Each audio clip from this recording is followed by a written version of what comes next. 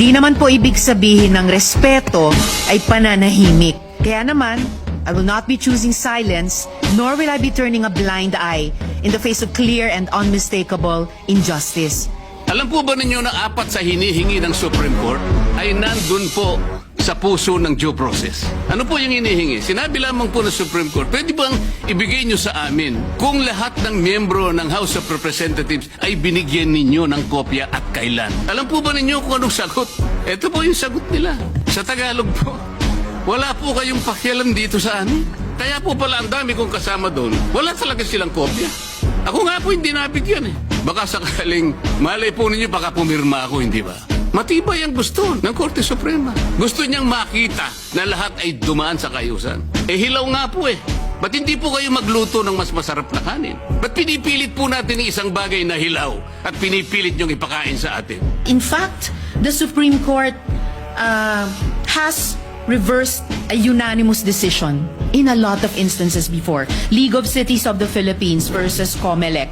Original decision 2008, reversal on motion for reconsideration 2009. Senator Marcoleta. May I know from the good senator if these decisions are bank decisions?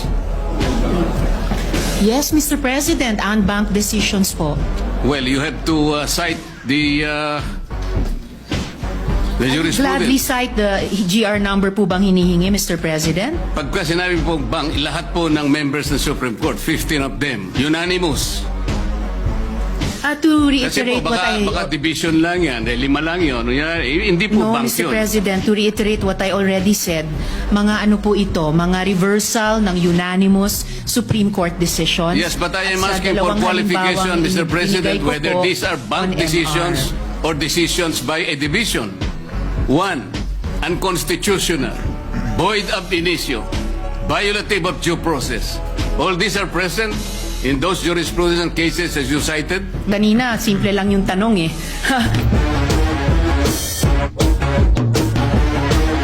So, may kasabihan po tayo, ang tumatakbo ng matulin, kung matinik ay malalim.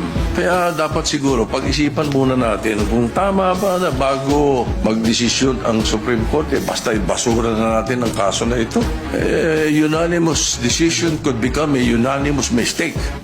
Wala pa pong nangyaring gano'n, Mr. President. At saka po tayo, pag nananakbo, ako po ay nakasapatos at saka sa kalsada kaya hindi po ako matitinik.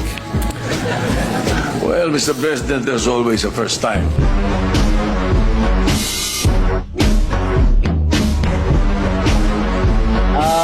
Kami pong mga bago, may mga robe na rin po pero hindi pa po nadudumihan. Hindi po magagamit, no? Ang posisyon ko po, mag-convene ang impeachment court at doon natin i-decide ang mga bagay-bagay na ito.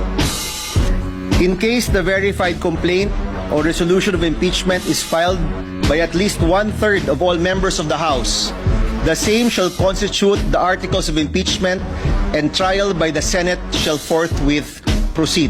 Totoo nga po na yung binasa niya. Ngunit, Mr. President, this cannot be applied in isolation of paragraph 8 na nandito rin po. The Congress shall promulgate its rules on impeachment to effectively carry out the purpose of this section. Kaya po ang sinusunod ng House dapat yung rules of procedures in impeachment proceedings. Pero kagaya nga po na sinabi ko, imbes na sundin po nila, sila po yung gumawa nun eh. Hindi naman po nila sinunod. Kaya po ang nangyari, pinagsabihan ng Korte Suprema, ganito ang pag-file. Nagbigay nga po ng guidelines.